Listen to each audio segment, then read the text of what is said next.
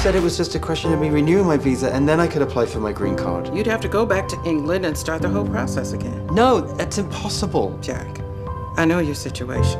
If they find you living without papers, they'll deport you right away. My visa got denied. I spoke to the lawyer today, and she told me that the only choice I have is get married. Get married? For my green card. You know that's not legal. Right. So you're not gonna do it. There's really no other way? I do believe in fate. I do believe in family. I believe in telling the truth and that your actions have consequences.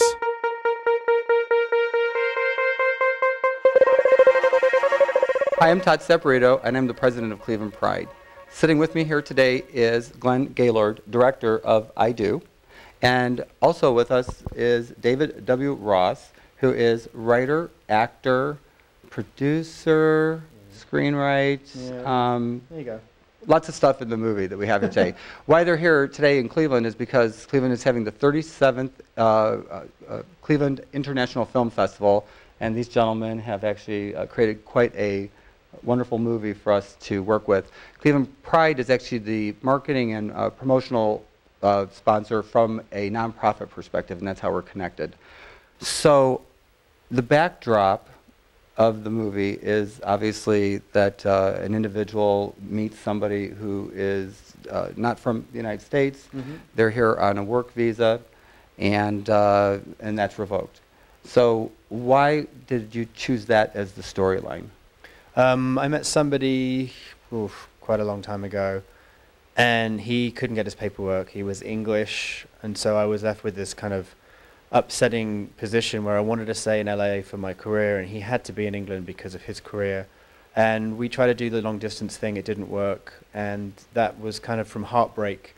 You know, I've been writing since I was 12, and so writing for me is what I do when I react to something. And it just slowly, kind of slowly progressed from there. And a friend of mine got married in San Francisco to a woman and for his green card. So I kind of melded the two together after hearing from a lot of gay people that try to stay in the country but getting married. I've heard the craziest stories, but whittled it down to a more kind of pointed love story, family drama with a little bit of political, you know, a little political element in there. Very good, very good. And as you were saying earlier, you've actually had an issue like this impact you earlier. Tell us a little bit about that. Yeah, my stepsister, who is an Israeli and American citizen, she has dual citizenship, she married her wife in California, who is an Israeli citizen, during that short window when it was legal. And they were raising a child there, they had careers in California, but her wife's visa expired. And they had no choice but to move back to Israel against their will. They didn't have careers there. They weren't raising a kid there. And they moved back there. It took them a year and a half to find work. And I really felt connected to this because the issue of DOMA separated my family. I've known my stepsister all my life. And she now lives halfway across the world. And she said, you know, look, we're okay here now. We got careers. Our child is happy. But we really would have preferred the choice of where we could live. And that's really the heart of this, that this is not fair.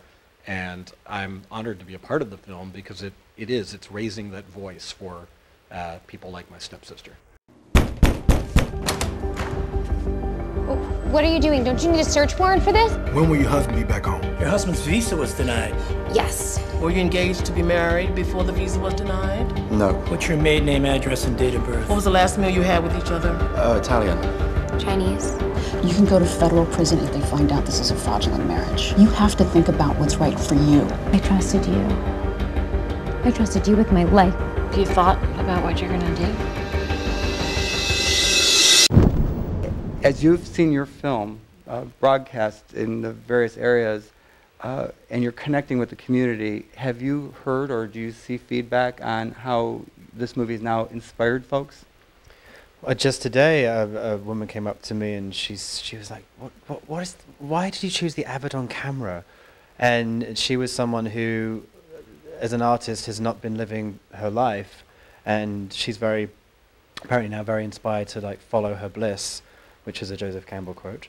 So that's on an artistic level, but also on a kind of LGBT political level. But somebody stood up in a Q&A and he said, you know what, I'm going to call my senator. Like, enough. And I said, that's exactly what I want to hear. And many times straight people of all ages will stand up and say, it's not a gay movie, it's a love story, stop calling it a gay film. And oh my God, I had no idea.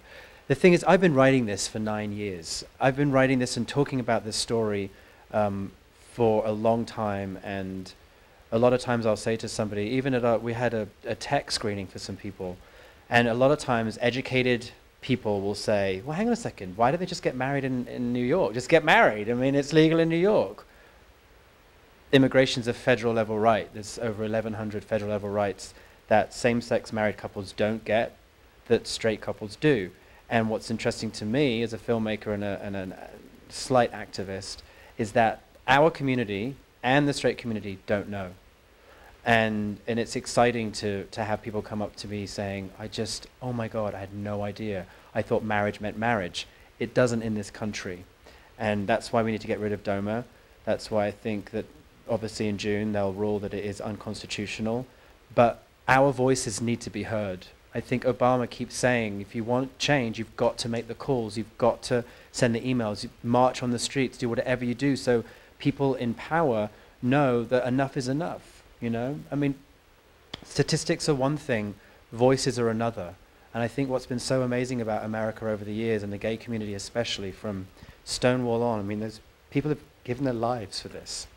Yeah. You know? And if you look at the Supreme Court hearings, you know, what really is essential to the argument are that you need to love and care about the plaintiffs.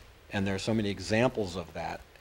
Where you hear their stories, and when it's that real for you, it's really galvanizing. And same goes with film storytelling. You know, you have to want to die for these characters if you're going to get behind this and get behind the issues. And so what I'm really proud of is that you can see people are really invested in the story, and they care about what happens to Jack and to the family around him. And that's exactly what we want, you know, because there can't be change unless people care. You know, you've seen it throughout history. Leaders make decisions when something personally affects them. You know, Reagan didn't talk about AIDS until Rock Hudson died, and that was a friend of his. And you see that time and time again. And so we're trying to be that small part of that argument as well by making people care about it. Well, and I think that's what makes a perfect marriage between the film and what's going on with our festival this year. We've actually found our founders, and we actually found the truth of how it started in Cleveland. Two people, which was not what we thought initially, two people actually had enough and had called for action. And that's kind of where our story began.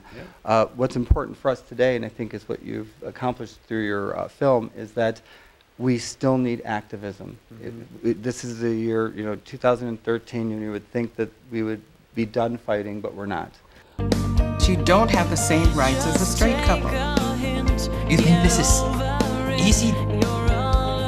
True love, even once in this life, you're a lot luckier than most, Jack. Whose life are you living anyway?